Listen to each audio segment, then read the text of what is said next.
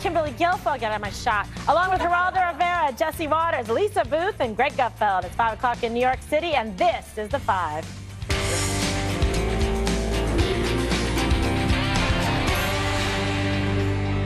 A government shutdown has been averted. A new spending bill has been signed, but things were uncertain earlier when President Trump threatened to veto the measure because it didn't include protections for dreamers or enough money for his promised border wall.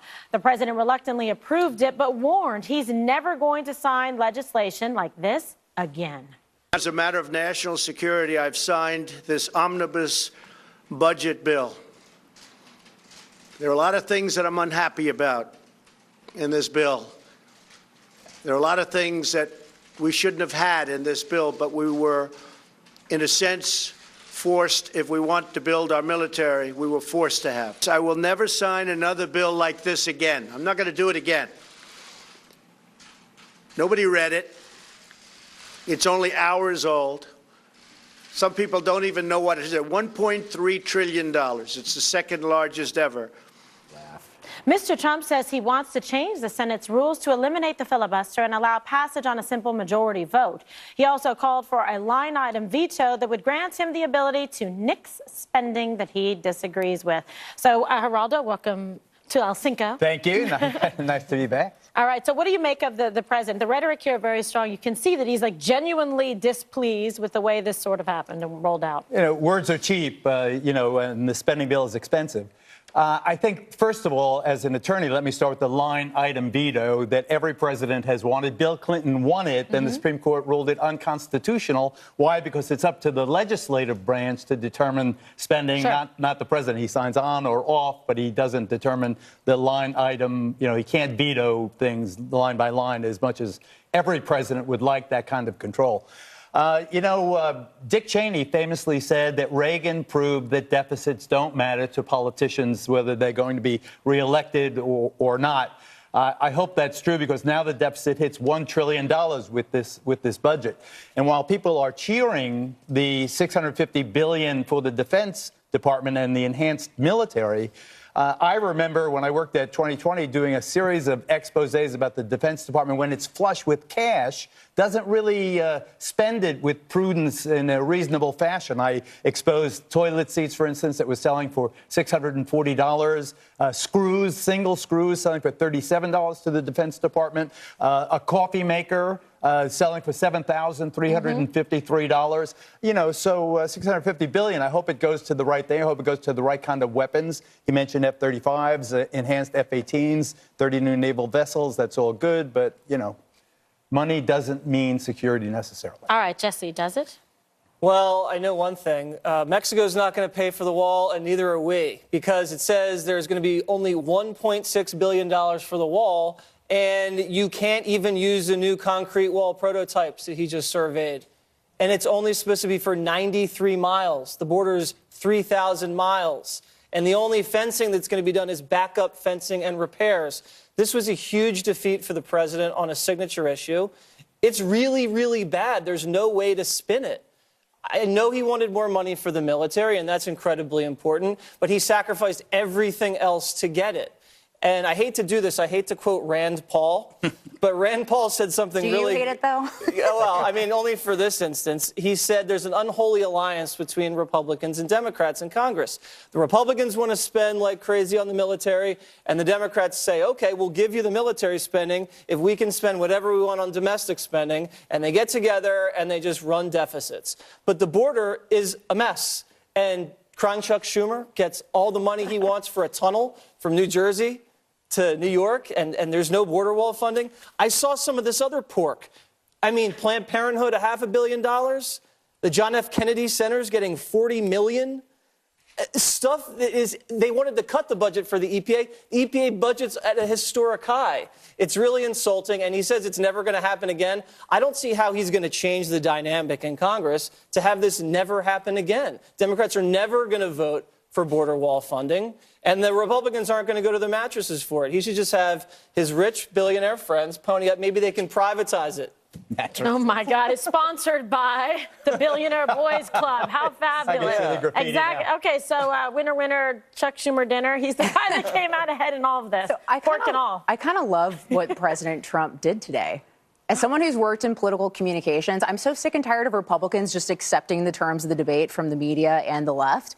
And President Trump does it. Think about what he did today. He came out and basically shamed the Democratic Party for not fighting harder to include DACA in this deal. He won a massive public debate with Congress in a stand down when the Democratic Party tried to shut down Congress over DACA, and they got shamed by the majority of Americans disagreed with that approach. And then when they don't fight for it, after going through that bruising battle, he then shames them for not doing it. So, I mean, you kind of have to, in some degree. I don't think the Democrats are capable of feeling shame. No, but it's somewhat, from a political, communication standpoint, it's kind of genius. I don't know. They got $300 million for the training vessel for one of my alma maters, Maritime College in the Bronx. Schumer got $300 million for a ship, a training ship that lives under the Throgs Neck Bridge. I mean, that's a lot of...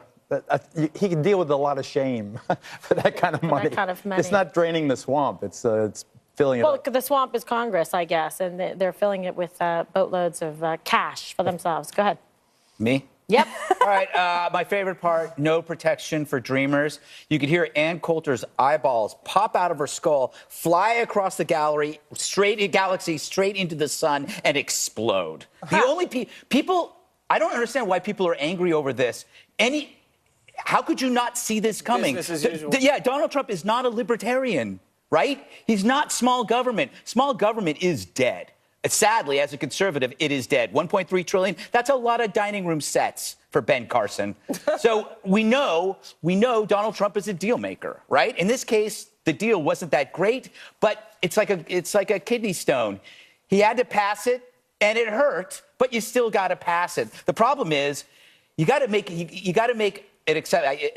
It's like when you vote. If you voted for Donald Trump, you accepted the flaws for the bigger benefits. In this case, the budget is like that. It's like, well, at least I get all this for the military.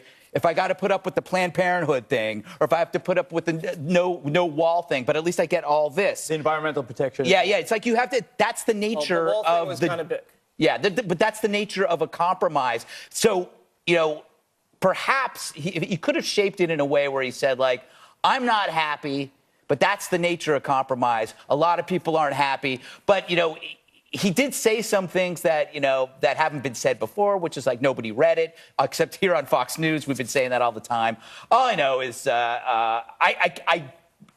I'm not surprised by this because he's not an ideologue. Well, I love the guy, but I have to say that when he promises never to ever do that again, after he promised never to ever fire McMaster, those kinds of promises are not written in stone. But I think he kind of did what you said in talking about this was a compromise. I had to do that. And I think that's why he had Secretary Mattis come out, because the premise of him accepting this deal, despite all of its glaring flaws, as everyone's laid out here, it's a terrible deal.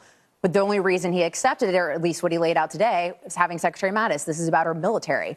And so I think that's where he came from in terms of Yeah, he did say that. He said there's a lot of strings. Accepting the bad. A lot of people pulling these strings. But I have to say, liberal Democrats have to thank Republicans, because without a capitalist society, we wouldn't be able to give them all this money just to waste. It's true. And tax receipts are at an all-time high. We're taking in more revenue than we've ever taken in before, and we're spending more than we ever have before, except one other time, which is probably under Obama. I'd rather have them spend it on military than condoms for the spotted owl. It is a little ironic, though, because that's not true. Well, maybe. Those spotted owls can be randy. We're talking about slapping tariffs on China, and then now they're going to own more of us because we're racking up the national debt.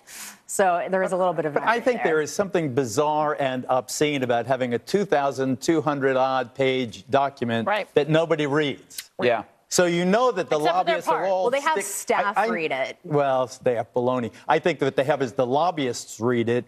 The lobbyists were all in a panic when he said he was going to veto the bill. Then they were all calling, does my pork stay in there? Does mine? So I think that this process is so dysfunctional. And that's the way Washington works. That's the swamp that everybody talks about.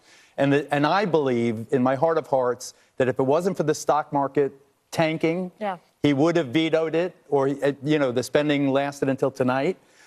He would have let the government shut down over the weekend if it wasn't for the fact that everything's now so tenuous. You got the porn stars, you got China, you got the stock market. You have so much going on right now. Well, to Lisa's point, the way he split the deal last time was to put the Democrats on defense and say, we're going to shut down the government because you guys want to protect illegal aliens. He didn't have that same type of dynamic this time, so I don't know if he would have been able to win the shutdown debate. And they just went home. They said, you said, okay, well, I'm going to veto. And then Paul Ryan said, okay, we're closed. See you Monday. The worst thing about the, I understand his anger, being upset about the deal, and I get it because, like you said, when you're making a deal, you know what's in the deal, and in government, you don't.